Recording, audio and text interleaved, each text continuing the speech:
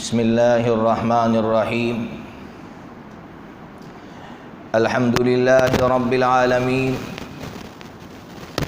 الرحمن الرحیم مالک یوم الدین والصلاة والسلام علی سید الانبیاء والمرسلین وعلى آلہ واصحابہ الصادقین المعلمین المبلغین ومن تبعهم بإحسان إلى يوم الدين أما بعد فأعوذ بالله من الشيطان الرجيم بسم الله الرحمن الرحيم إن الذين قالوا ربنا الله ثم استقاموا تتنزل عليهم الملائكة ألا تخافوا ولا تحزنوا وَأَبْشِرُوا بِالْجَنَّةِ الَّتِي كُنْتُمْ تُوعَدُونَ صدق اللہ العظیم عن عائشة رضی اللہ تعالی عنها قالت قال النبي صلی اللہ تعالی علیہ وسلم من احدث في امرنا هذا ما ليس منه فهو رد اخرجه البخاری رحمہ اللہ تعالی۔ واجب الاحترام میرے معزز دینی بھائیوں، حضرت معاویہ رضی اللہ تعالیٰ عنہ کا انتقال ہو جاتا ہے۔ حضرت معاویہ رضی اللہ تعالیٰ عنہ کے انتقال کے بعد یزید تخت پر براجمان ہوتا ہے، تخت سنبھالتا ہے، حکومت سنبھالتا ہے۔ اس زمانے میں جب کوئی بادشاہ بنتا تھا، کرسی سنبھالتا تھا تو بیعت لیتا تھا۔ بیعت لینے کا مطلب آپ اس کے ہاتھ میں ہاتھ ڈال کر یہ کہہ رہے ہیں کہ میں آپ کی بات مانوں گا، آپ کے خلاف نہیں چلوں گا۔ یہ بیعت لیتا تھا، یا تو وہ خود ڈائریکٹ لیتا تھا یا اس کے بندے پہنچتے تھے اور ان کے بندے بیعت لیتے تھے۔ ان کے ہاتھوں پر لوگ ہاتھ ڈال کے یہ وعدہ کرتے تھے کہ ہم بادشاہ کی بات مانیں گے، بادشاہ کے خلاف نہیں چلیں گے۔ تو جب یزید تخت پر بیٹھا تو اس نے اپنے بندوں کو مدینہ منورہ بھیجا کہ جاؤ مدینہ جا کر دو بندوں سے خاص طور پر بیعت لو، ایک حضرت سیدنا حسین رضی اللہ تعالیٰ عنہ سے اور ایک حضرت سیدنا عبداللہ ابن زبیر رضی اللہ تعالیٰ عنہما سے۔ جاؤ ان دونوں کے پاس اور ان دونوں سے کہو کہ یزید کے ہاتھ پر بیعت کر لو۔ جب حضرت سیدنا حسین رضی اللہ تعالیٰ عنہ کے پاس یزید کا بندہ ولید ابن عتبہ پہنچتا ہے، ولید ابن عتبہ کے ساتھ رائٹ سائڈ میں مروان ابن الحکم جو بہت بڑا ظالم شخص گزرا ہے وہ بھی وہاں کھڑا ہے۔ حضرت سیدنا حسین رضی اللہ تعالیٰ عنہ سے یہ دونوں کہہ رہے ہیں کہ یزید کے ہاتھ پر بیعت کر لو۔ حضرت سیدنا حسین رضی اللہ تعالیٰ عنہ نے کہا کہ نہیں، میں یزید کے ہاتھ پر بیعت نہیں کر سکتا، یعنی میں یزید کو بادشاہ نہیں مان سکتا، میں یزید کو اسلام سنبھالنے والا نہیں مان سکتا۔ کیوں؟ اس لیے کہ یزید شرابی ہے، یزید شکاری ہے، غافل بندہ ہے، اس کا پورا دن شکار میں گزرتا ہے، اس کی راتیں شراب میں گزرتی ہے۔ میں ایسے بندے کو اسلام ایسے بندے کے ہاتھ میں نہیں دے سکتا، اس لیے میں اس کے ہاتھ پر بیعت نہیں کر سکتا۔ اور اگر مجھ سے ٹائم چاہتے ہو تو ایک دن کا ٹائم دو۔ مروان ابن الحکم وہاں کھڑا تھا، اس نے کہا ولید حسین کو موقع مت دو، قتل کر دو۔ حضرت سیدنا حسین رضی اللہ تعالیٰ عنہ آگے بڑھے تھے، جب مروان نے یہ جملہ کہا تو آپ پیچھے مڑے، جیسے پیچھے مڑے تو مروان کانپنے لگا اور اس نے کہا کہ نہیں، آپ کو ایک دن کی مہلت دی جاتی ہے۔ حضرت سیدنا حسین رضی اللہ تعالیٰ عنہ وہاں سے چلے گئے۔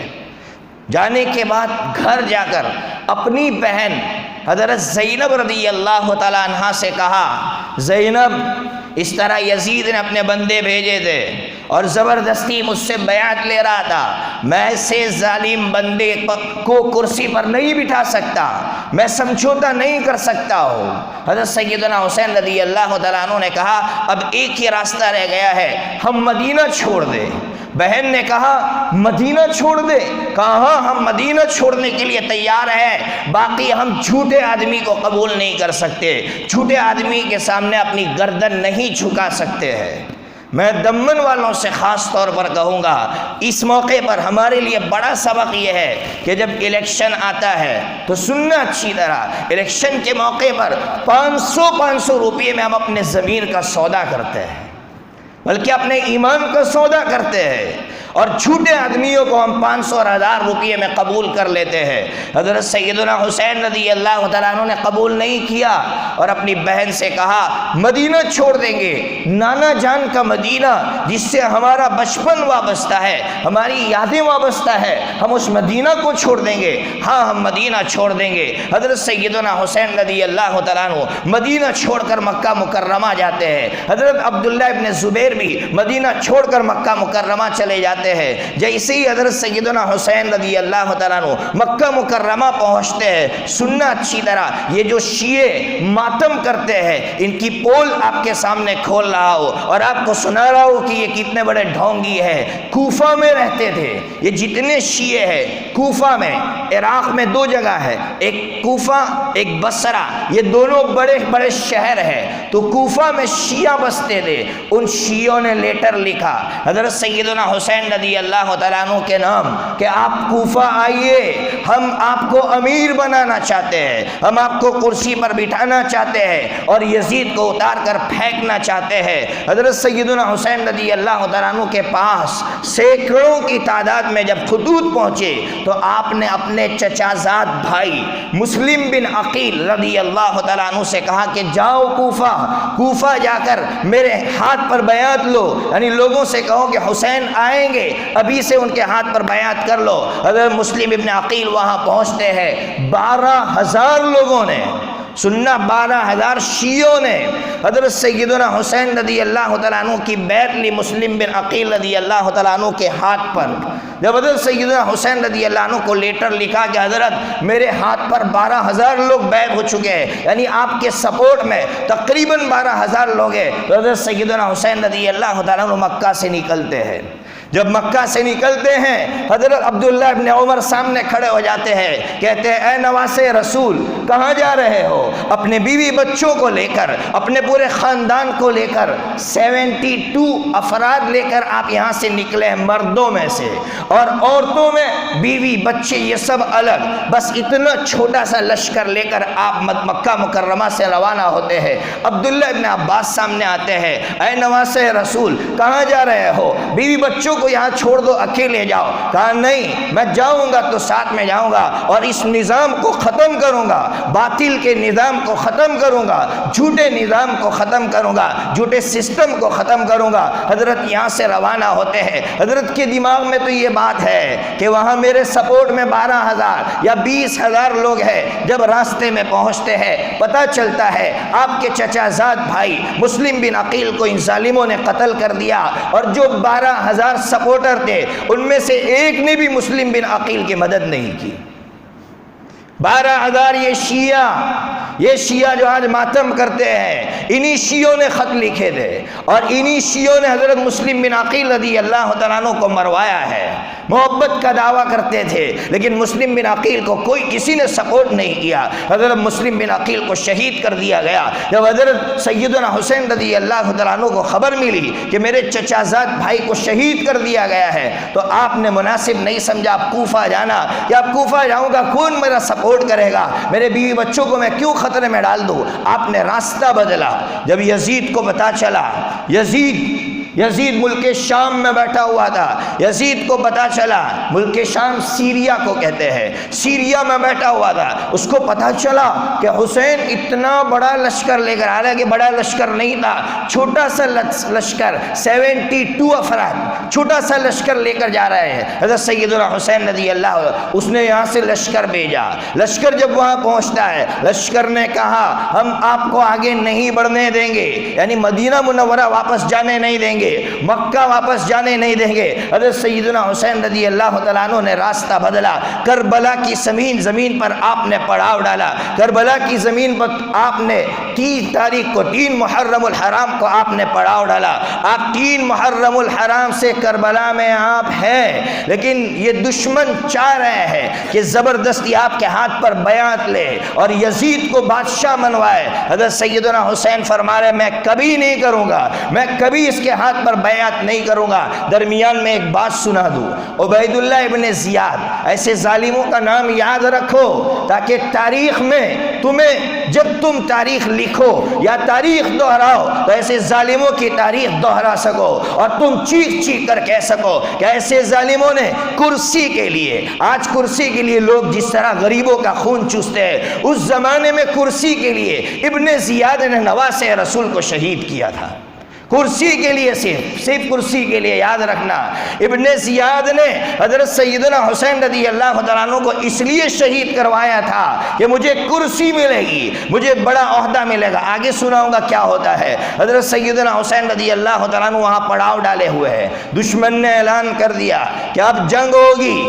حضرت سیدنا حسین رضی اللہ تعالیٰ عنہ نے کہا رات کا وقت ہو چکا ہے، سورج غروب ہو چکا ہے، سورج ڈوب چکا ہے، صبح میں ہم آپس میں بات کریں گے، ابھی چھوڑ دو. رات آپ کی عبادت میں گزرتی ہے. رات کو مغرب کے بعد پیاس لگتی ہے. آپ کا جو قافلہ تھا، آپ کے جو افراد تھے، ان کو پیاس لگتی ہے. سامنے دریائے فرات ہے، فرات کا دریا ہے. جب پانی لینے کے لیے جاتے ہیں پتہ چلتا ہے ایک بہت بڑا لشکر ہے جس کو وہاں تعینات کر دیا گیا ہے. پانی کا ایک قطرہ لینے نہیں دیا، پانی کا ایک قطرہ لینے نہیں دیا. مغرب کا وقت ہو گیا، رات کا ایک حصہ گزرتا ہے. حضرت سیدنا حسین رضی اللہ تعالیٰ عنہ کی بیوی جن کا نام حضرت سکینہ تھا، حضرت سکینہ نے کہا حسین کیا ہوا؟ کہا حسین ہمارا علی اصغر، یعنی آپ کے 3 بیٹے تھے، تینوں کا نام علی تھا، علی اصغر،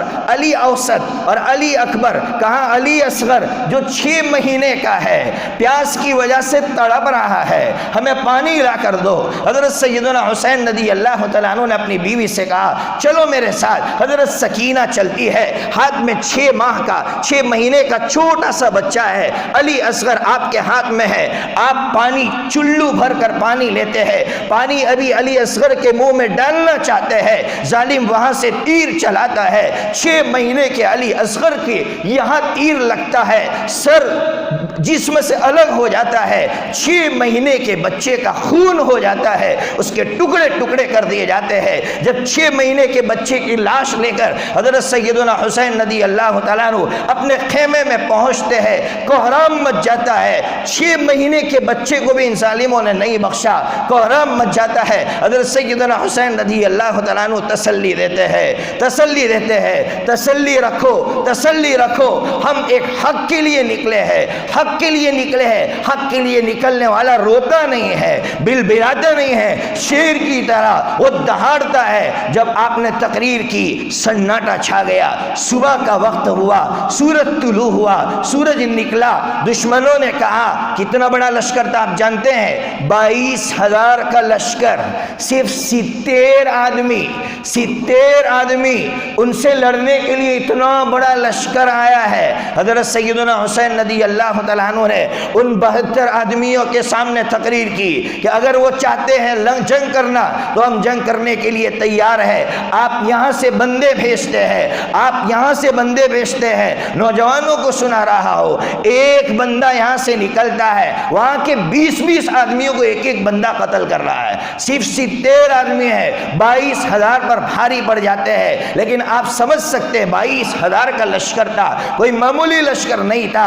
ایک ایک کر کے جب شہید ہونے لگتے ہیں تو آپ اپنے بیٹے علی اکبر جن کی عمر 18 سال کی، علی اکبر سے کہتے ہیں اے بیٹے اب قربانی کا وقت آ گیا ہے۔ علی اکبر نکلتے ہیں، لڑتے ہیں، علی اکبر کی لاش لے کر سیدنا حسین رضی اللہ تعالیٰ عنہ کندھے پر رکھ کر آتے ہیں، کندھے پر رکھ کر لا کر جب رکھتے ہیں آپ کی بہنیں بلبلا کر رونے لگتی ہے، چیخیں نکلنے لگتی ہے۔ حضرت سیدنا حسین رضی اللہ تعالیٰ عنہ ان سے کہتے ہیں دشمنوں کے سامنے کیوں روتی ہو، دشمنوں کو کیوں موقع دیتی ہو؟ میرے بھائیوں 71 افراد شہید ہو جاتے ہیں، 71 افراد۔ درمیان میں ایک بات سنا دوں نوجوانوں کو، کاش کہ میرا دل اس کو سنا سکتا، میری زبان اس کو سنا سکتی۔ جب یہ جنگ شروع ہوئی، ظہر کی نماز کا وقت آیا، سننا نماز چھوڑنے والوں میرے بھائیوں، ظہر کی نماز کا وقت آتا ہے، سورج کی طرف سیدنا حسین رضی اللہ تعالیٰ عنہ دیکھتے ہیں کہ سورج ڈھل چکا ہے، ظہر کی نماز کا وقت آ چکا ہے۔ آپ کے جسم پر 34 تلوار کے وار ہیں، آپ کے جسم پر 42 تیر کے زخم ہیں، اور کیسے زخم ہیں آپ جانتے ہیں، تیر کی انی ٹوٹ چکی ہے آپ کے جسم میں، آپ کا یہ ہاتھ بایاں ہاتھ ٹوٹ چکا ہے، بایاں ہاتھ کو کاٹ دیا گیا ہے، داہنے ہاتھ میں طاقت نہیں ہے کہ آپ تلوار اٹھا سکیں۔ آپ دیکھتے ہیں نماز کا وقت ہو چکا ہے، اللہ اکبر کہہ کر آپ کچھ افراد کو پیچھے کھڑا کرتے ہیں، کہتے ہیں کچھ دشمنوں سے جنگ کرو اور کچھ میرے پیچھے نماز پڑھو۔ ایسے وقت میں جب کہ آپ کے جسم پر اتنے وار تھے، آپ نے ظہر کی نماز ترک نہیں کی، ظہر کی نماز نہیں چھوڑی۔ بتاؤ کس کی بنا پر آج ہم نمازیں چھوڑ رہے ہیں؟ اور پھر ابھی 10 محرم الحرام آئے گی، چیخ کر کہیں گے ہم سیدنا حسین سے محبت کرتے ہیں۔ ارے سیدنا حسین رضی اللہ تعالیٰ عنہ سے محبت کرنے والے نماز نہیں چھوڑتے، نمازیں نہیں چھوڑتے۔ جب سیدنا حسین رضی اللہ تعالیٰ عنہ کی باری آتے ہیں، اکیلے لڑتے ہیں، جب اکیلے لڑتے آپ شہید ہو جاتے ہیں، دشمن آپ کی گردن اڑاتا ہے، دشمن آپ کی گردن الگ کرنے کے بعد سننا تلوار پر آپ کا سر مبارک رکھا جاتا ہے۔ کس طرح رکھتا ہے دشمن؟ یہ جو اوپر کا حصہ ہے اس کو نیچے تلوار میں گھساتا ہے، اور یہ گردن والا حصہ اوپر کر کے وہ تلوار لہرا کر کہتا ہے آج ہم اس جنگ میں کامیاب ہو گئے۔ لیکن اللہ اکبر، حضرت سیدنا حسین رضی اللہ تعالیٰ عنہ شہید ہونے کے بعد بھی ہمیں یہ پیغام دے رہے تھے، اے جیت کا جشن منانے والوں، حسین شہید ہونے کے بعد بھی ابھی بھی سجدے میں ہے، آپ کا سر نیچے تھا، اور یہ ثابت کر رہے تھے کہ حسین شہید ہونے کے بعد بھی سجدے میں ہے۔ کیا کر رہے ہیں؟ حضرت سیدنا حسین سے محبت کرنے والوں مت چھوڑو نمازیں، کچھ بھی ہو سکتا ہے لیکن نماز نہیں چھوڑیں گے۔ بھائی بولو نہ چھوڑیں گے، کون پڑھے گا بتاؤ؟ کبھی تو تنہائی میں بیٹھ کر رو، کچھ نہیں کیا اللہ کے لیے، کچھ نہیں کیا اللہ کے رسول صلی اللہ تعالیٰ علیہ وسلم کے لیے، کچھ نہیں کیا اللہ کے رسول کے خاندان کے لیے، آل رسول کے لیے کچھ نہیں کیا۔ اتنا تو کر لو، نمازیں تو پڑھ لو، نمازی تو بن جاؤ۔ اب سننا، جب حضرت سیدنا حسین رضی اللہ تعالیٰ عنہ کو شہید کر دیا گیا، ظالم شمر نام ہے اس ظالم کا، اس ظالم شمر نے کہا کپڑے نکال دو، کپڑے نکال دیے گئے، اور پھر کہا اس پر گھوڑے دوڑاؤ، کہہ رہا ہے کہ اس پر گھوڑے دوڑاؤ۔ حضرت سیدنا حسین رضی اللہ تعالیٰ عنہ کے جسم اطہر پر گھوڑے دوڑائے گئے، آپ کا جسم لہو لہان ہو گیا، ٹکڑے ٹکڑے ہو گئے۔ آپ کی بہن جو خیمے میں تھی، خیمے میں سے نکل کر جب اس نے دیکھا کہ میرے بھائی کے ٹکڑے ٹکڑے ہو گئے ہیں، اس نے عربی میں اشعار پڑھے ہیں، میں وہ اشعار آپ کو عربی میں سناؤ۔ کہا وا محمدا وا محمدا صلی علیک الالہ و ملکوت السماء، ھذا حسین بالعرا مزمل بالدماء مقطع بالاعضاء وبناتك سبايا ومحمدا۔ کیا کہہ رہی ہے حضرت زینب رضی اللہ تعالیٰ عنہ؟ اے نانا جان، اے نانا جان، دیکھو آپ کا نواسا حسین چٹیل میدان میں پڑا ہے، اس کی جسم کے ٹکڑے ٹکڑے کر دیے گئے ہیں، اور خون کی چادر اوڑھ کر سویا ہوا ہے، کوئی پرسان حال نہیں ہے۔ پھر آگے عجیب جملہ کہا، کیا جملہ کہا آپ جانتے ہیں؟ جب حضرت سیدنا حسین رضی اللہ اللہ تعالیٰ عنہ شہید ہو گئے ہیں۔ خیمے میں عورتیں تھیں، یہ ظالم شمر خیمے میں جاتا ہے۔ جب حضرت سکینہ پردے میں بیٹھی ہوئی تھی، حضرت زینب پردے میں بیٹھی ہوئی تھی، اس ظالم نے پردہ کھینچنا چاہا، اس ظالم نے آپ کا نقاب ہٹانا چاہا، تو حضرت زینب نے روتے ہوئے کہا اے ظالم، تو آج ہماری چادر اس لیے چھین رہا ہے کہ ہماری حفاظت کرنے والا حسین نہیں رہا، اس لیے۔ حضرت سیدنا حسین رضی اللہ تعالیٰ عنہ کی یہ درد بری داستان ہمیں سنا رہی ہے۔ اے مسلمانوں، اگر سچے عاشق ہو حضرت سیدنا حسین رضی اللہ تعالیٰ عنہ کے، آؤ اس مسجد میں بیٹھ کر ہم عہد کرتے ہیں، کبھی نماز نہیں چھوڑیں گے، کبھی نماز نہیں چھوڑیں گے۔ کرو عہد اللہ تعالیٰ سے، کچھ بھی ہو جائے گا کبھی ہم اللہ کو ناراض نہیں کریں گے۔ اور کبھی نماز چھوٹ جائے تو میں آپ کو حل سناتا ہوں۔ جب نماز چھوٹ جائے آپ کی تو اللہ کے سامنے سجدے میں گر کر کہو اے اللہ میں گنہگار ہوں، لیکن اے اللہ میرے گناہوں کی وجہ سے مجھے کبھی سجدے سے محروم مت رکھنا۔ قسم خدا پاک کی پھر کبھی آپ کی نماز نہیں چھوٹے گی۔ میں آپ کو ایک بزرگ کا واقعہ سنا کر اپنی بات ختم کرتا ہوں۔ ہمارے یہاں ایک بزرگ گزرے حضرت شیخ یونس صاحب جونپوری رحمۃ اللہ علیہ، جن کی وفات پر یو پی کے لوگ بیٹھے ہوں گے۔ جونپور میں گورینی ایک جگہ ہے، وہاں کے رہنے والے کسان کا بیٹا، لیکن اللہ نے وہ مقام دیا۔ عرب لوگ ان کے سامنے جھکتے تھے، عرب لوگ۔ جب ان کا انتقال ہوا 5 لاکھ لوگوں نے، حکومت کا کہنا ہے 5 لاکھ، ورنہ مسلمانوں کا کہنا 9 لاکھ لوگوں نے اس ملک میں تاریخ رقم کر دی۔ 9 لاکھ لوگوں نے آپ کے جنازے کی نماز پڑھی۔ اس بزرگ کا واقعہ سنا رہا ہو، جب آپ کو کوئی ہارٹ کی تکلیف ہوئی، دہلی گئے تو دہلی کے ڈاکٹر نے آپ سے کہا مولانا آپ زمین پر سجدہ نہیں کر سکتے۔ مولانا نے کچھ نہیں کہا، حضرت آئے اپنے حجرے میں، حضرت کے خادم نے لکھا ہے کہ حضرت حجرے میں آئے اور سجدے میں گر کر چیخ مار کر اللہ سے یہ کہنے لگے اللہ میں گنہگار سہی، لیکن اے اللہ تیرے سامنے میری پیشانی نہ جھکے، اے اللہ میں محروم رہ جاؤ، ایسی سزا مجھے مت دینا۔ وہ خادم کہتے ہیں حضرت نے دعا کی، اس کے بعد ایک بھی سجدہ حضرت نے زمین کے اوپر نہیں کیا، زمین کے اوپر کیا ہے۔ اللہ نے ایک بھی سجدے سے محروم نہیں رکھا ہے۔ اس لیے ہم بھی دعا کریں کہ اللہ ہمارے گناہوں کی وجہ سے ہمیں کبھی نمازوں سے محروم مت رکھنا، سجدے سے محروم مت رکھنا۔